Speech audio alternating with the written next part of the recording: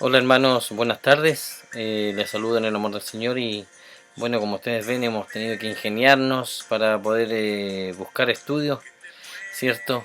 Para que podamos, para que podamos llevar a cabo nuestras lecciones, nuestros estudios y hemos hecho todo lo posible buscando algunos lugares, ¿cierto? Donde sean más silenciosos, menos ruidosos. Ya tuve la oportunidad de saludarles, ¿cierto? También enviarles eh, a cada uno de ustedes enviarles muchos saludos, bendiciones y invitarles para que podamos estar reunidos en una lección más de Marcos en el capítulo 2 del versículo 23 al 28 ya lo leímos, ¿cierto? Le dimos lectura y vamos a hacerlo rápidamente, pero antes vamos a orar para poder ya entrar de lleno en nuestra tarea, en nuestras lecciones, en nuestras preguntas, nuestras inquietudes. Hay muchas también preguntas, quizás no en todas vamos a poder responder, pero ahí usted puede anotar algunas que tenga para después ir desarrollándolas más adelante, si le parece. ¿Ya? Vamos a orar para que el Señor sea quien nos dirija, si le parece. Padre bueno, Señor, gracias te damos una vez más. Estamos, Señor, pronto a comenzar a estudiar tu palabra y queremos, Señor, que tú nos entregues todo conocimiento, toda sabiduría. Señor, que no sea nada de hombre, sino que sea todo por medio del Espíritu Santo, que nos sea manifestando, Señor, todo lo que tú quieras hablarnos por medio de ella. Gracias, Señor, te damos también por la posibilidad de hacerlo. Señor, que sea una gran bendición para mis hermanos, Señor, para que puedan llegar también a los lugares más recónditos, los lugares, Señor, donde están reunidos en familia, Padre, debido a la situación ya conocida por todos, Señor. Tú eres Dios, tú eres soberano y tú tienes el control de todo. Señor, estamos en esta circunstancia porque tú lo permites, Padre. Y también sabemos, Señor, como lo decíamos, son cosas que ya están escritas, Señor. Son cosas que ya tú nos has revelado. Padre, para nosotros no es extraño y este tiempo nos ayuda también a meditar, a reflexionar acerca de ello. Padre, gracias Señor, ayúdanos Padre para que sea también de bendición para todos los que podamos llevar a cabo esta tarea de estudiar tu palabra. A todos mis hermanos, conjuntamente Señor, en todo lugar, saludamos a nuestros hermanos de Boyilco, Señor, nuestra iglesia hermana, Señor, que siempre está con nosotros y les extrañamos también de no poder verles, pero sabemos que esta lección va a llegar a ellos, Señor. Padre bendito, queremos que tú te glorifiques en el nombre de Jesús. Amén y amén. Bueno, saludamos también, yo le he enviado un saludo a los hermanos de Oyilco y a los hermanos de casa de acá de Labranza, pero no quiero dejar también de poder darle una vez más y extenderle nuestras bendiciones, nuestros saludos, nuestros abrazos, nuestros cariños para nuestro hermano Héctor, ¿cierto? Su esposa, nuestra hermana Teresa, nuestro hermano José también que nos acompaña, nuestro hermano Juan que siempre está con nosotros también y toda la comunidad, ¿cierto? De Boyilco. Saludamos a todos los hermanos de acá de Labranza también, Señor. Y bueno, eso es. No quiero alargarme mucho en todo esto, porque ya había enviado un saludo aparte para cada uno de mis hermanos, invitándole que puedan estar reunidos, preparados también junto a su Biblia para poder ir estudiando de a poco estos hermosos pasajes y este Evangelio de Marcos que nos ayuda, que es fascinante y que también nos da la lucidez, ¿cierto? Y nos abre en el entendimiento de poder también entender lo que el Señor nos quiere revelar a través de ello.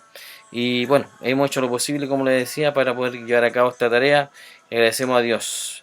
Y bueno, estudiamos como a un principio también mencionaba, nos hemos arreglado como hemos podido lugares, ¿cierto? Para poder estudiar su palabra de manera más silenciosa y con una música también, alabanzas de fondo que el Señor nos inspira. Y vamos a leer rápidamente el versículo 23 al 28 que dice: y aconteció que un día de reposo Jesús pasaba por los sembrados y sus discípulos mientras se abrían paso y comenzaron a arrancar espigas. Entonces los fariseos decían: mira, ¿por qué hacen lo que no es lícito en el día de reposo? Y él les dijo: ¿nunca habéis leído lo que David hizo cuando tuvo necesidad y sintió hambre él y sus compañeros? Cómo entró en la casa de Dios en tiempos de Abiatar, el sumo sacerdote, y comió los panes consagrados, que no es lícito a nadie comer, sino a los sacerdotes, y dio también a los que estaban con él. Y él les decía: el día de reposo se hizo para el hombre y no el hombre para el día de reposo. Por tanto, el Hijo del Hombre es Señor aún del día de reposo. Hasta ahí. Hasta ahí. Bien, vamos entonces a la lección. vamos también a hacer unas preguntas al término de este estudio, y yo quiero también un poco darle un tiempo a a lo que es un poco y lo que había mencionado anteriormente respecto a los fariseos, un poco saber de qué línea vienen y un poquito más de detalles con respecto a eso, si les parece, porque aquí salen en muchas ocasiones, están aquí, cierto, la piedra del zapato a Jesús, cierto, espiándole, y son son las personas que de alguna forma se oponían a Jesús.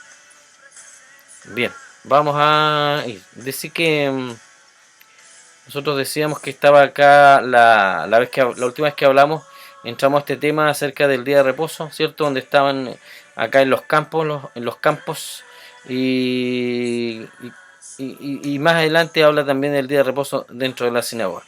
Y aquí vemos que es muy importante esta situación debido a que este fue el asunto que fue la causa y que a la vez Jesús rompió sus relaciones con estos dirigentes religiosos. A partir de aquel momento, entonces, estos pseudos cristianos tramaron darle muerte a Jesús. Por eso es importante estos puntos, para que usted tome nota de ello. Entonces este hecho, este incidente se puede decir, él afirmó ser el Señor del sábado, ¿cierto? O día del reposo, y entonces la sinagoga le hizo el bien en el día de reposo. Y por supuesto surge una pregunta que dice, ¿quebrantó realmente el día de reposo en ambos casos? Cuando sanó a aquel hombre que tenía la mano seca, y quebrantó la ley del día de reposo, en absoluto.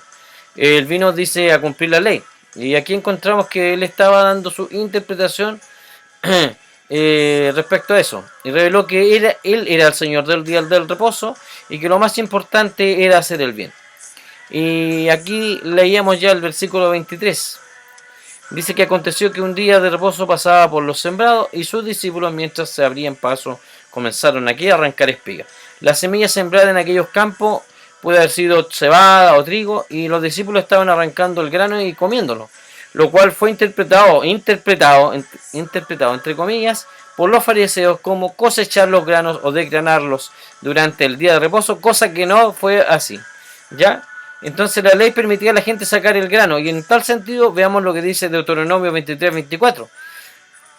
Deuteronomio 23, sí, 24 y 25. Cuando entres en la viña de tu prójimo, entonces podrás comer las uvas que desees hasta saciarte, pero no pondrás ninguna en tu cesto. Entonces cuando entres en la mies de tu prójimo, entonces podrás arrancar espigas con tu mano, pero no meterás la hoz a la mies de tu prójimo. Y en realidad aquí los discípulos estaban comiendo, ¿cierto? Y a la vez cumplían la ley, ¿ya? Porque ellos no llenaron ni cosecharon nada. Pero los fariseos, en su estilo, ¿cierto?, habían aplicado, ¿qué cosa? Su propia interpretación, considerando el hecho como una violación de la ley. Entonces decían los fariseos, mira, ¿por qué hacen esto, lo que no es lícito en el día de reposo? Y él les dijo, ¿nunca habéis leído lo que David hizo cuando tuvo necesidad? Sintió hambre él y sus compañeros.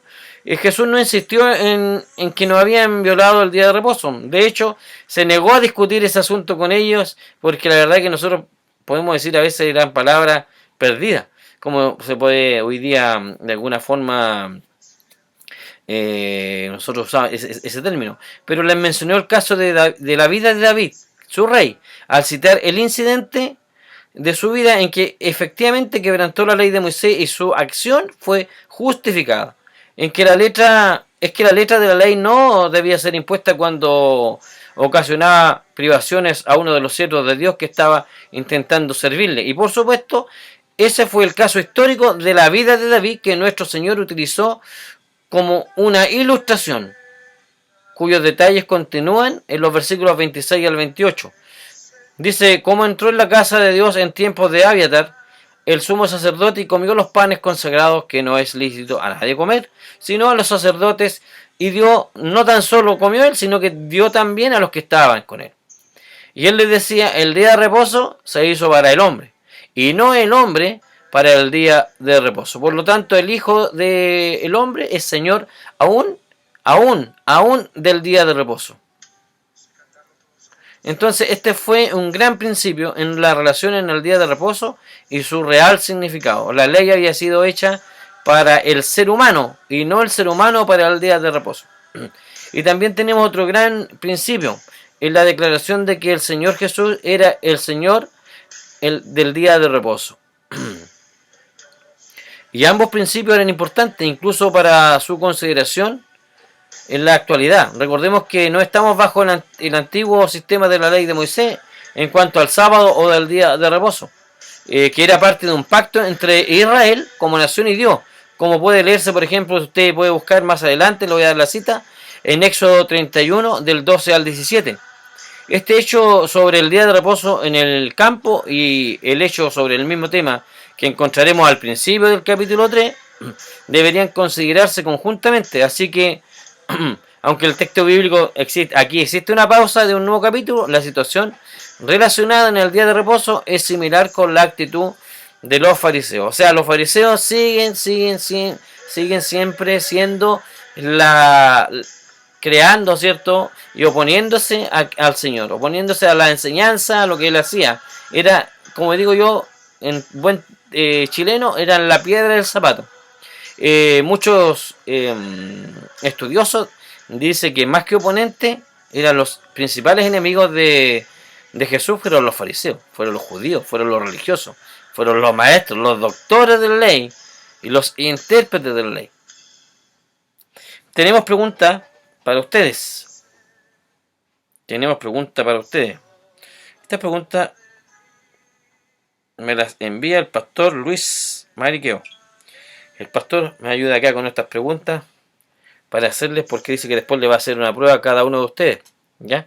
Así que tienen que prepararse bien, ¿ya? Dice, ¿qué tipos de legalismo se dan comúnmente en nuestras iglesias? Para reflexionar. Ahí usted medite. Existen casos, elaborados por los evangélicos y que ahogan la iniciativa personal en lugar de permitir su desarrollo. La pregunta 3 dice, ¿cuáles son nuestras prioridades a la luz de la enseñanza de Jesús? ¿Cuáles son nuestras prioridades a la luz de la enseñanza de Jesús? Y la 4, ¿se caracteriza nuestra religión por el amor o por el reglamento? ¿Cómo lo sabemos o cómo se pone en evidencia? Aquí están las preguntas que me envió el pastor. A ver si se pueden ver. ¿Se ven? Por ahí se ve, ¿sí? Están al revés, pero igual. Usted pone un espejo y las puede ver. Bueno, ahí están las preguntas, ¿cierto? El aporte de nuestro pastor también, para que meditemos en ellas. Y yo quería, a través de esto también, hacer un énfasis especial, como le decía yo, en relación a los fariseos. Mire, yo no sé si hasta ahora usted de lo que ha estudiado o lo que ha escuchado, los fariseos siempre estaban presentes, de una u otra manera ahí, en lo que hacía, lo que no hacía, le importaba lo que hacía y no hacía Jesús prácticamente. Eran espías de Jesús. Ahí estaban preocupados de lo que hacía, lo que no hacía, y con quién se involucraba, con quién no estaba, con quién se acompañaba, con quién no se acompañaba. La verdad es que no lo dejaban tranquilo a Jesús, ¿cierto? Imagínese usted una persona así. Imagínese usted una persona así. La verdad que no lo dejaban vivir tranquilo. Se involucraron en la vida de Jesús. No importaba tanto, pero ellos no seguían. La verdad que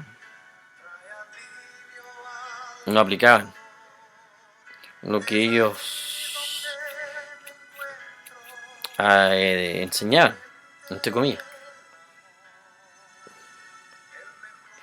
Bien, vamos entonces a dar una pincelada a los fariseos. A mí me interesó mucho el tema, por eso quise darle un tiempo a esto.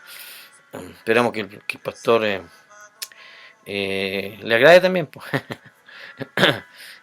Bien, dice que ¿quién eran los fariseos? Hay una pregunta, dice uno, ¿quién eran los fariseos? Uno se puede preguntar.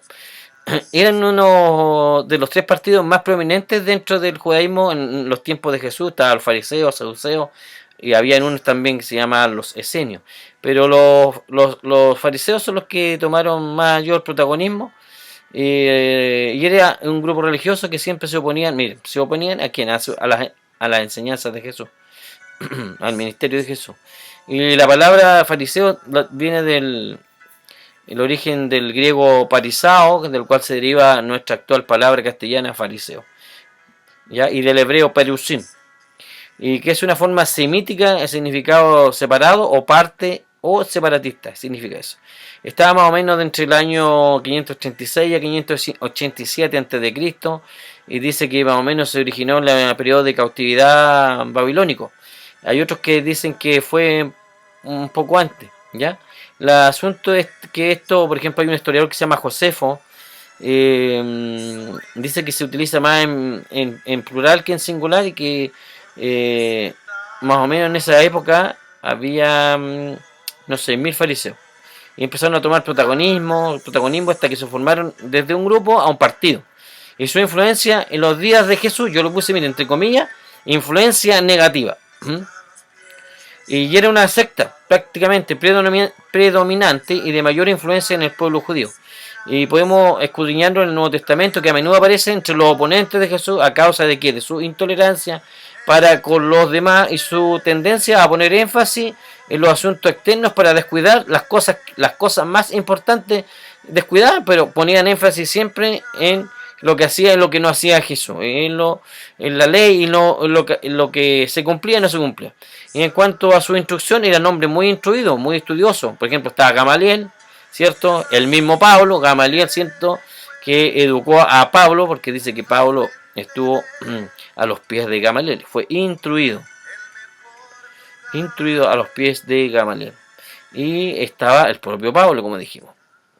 Y en cuanto a esta enseñanza, solamente enfatizaban las cosas externas, la purificación externa, pero en el fondo, mire, en Mateo 15:2 dice, y cuestionaban todo.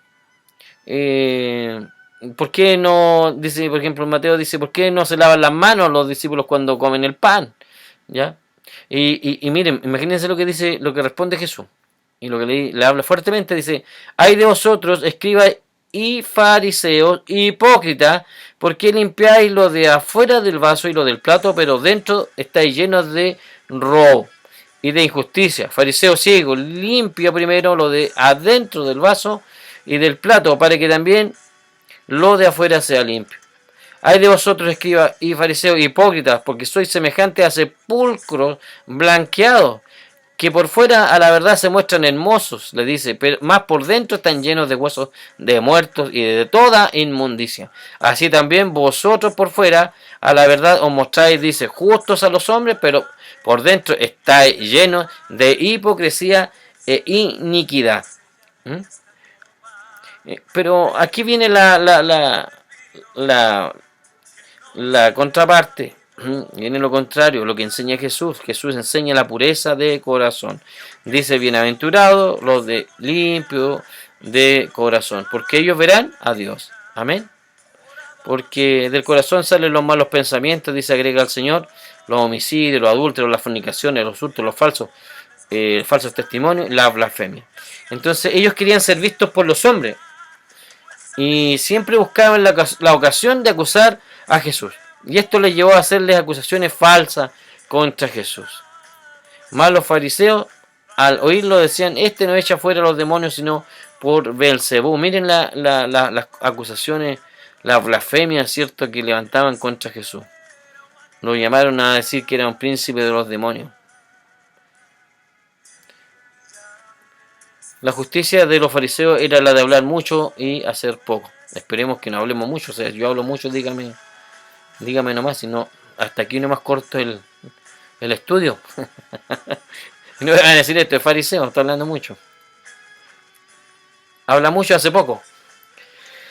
Bueno, la idea es que podamos meditar en esto, ¿cierto? Yo lo digo de broma un poco, pero la religión, ¿cierto? En este caso los fariseos es un perjuicio para el verdadero evangelio. Los seguidores de tradiciones humanas eran los fariseos. Invalidaban la ley de Dios. Por eso encontramos a Jesús recomendándole a sus discípulos, miren, de cuidarse de la doctrina de los fariseos. Le decía que se guardasen de la levadura del pan.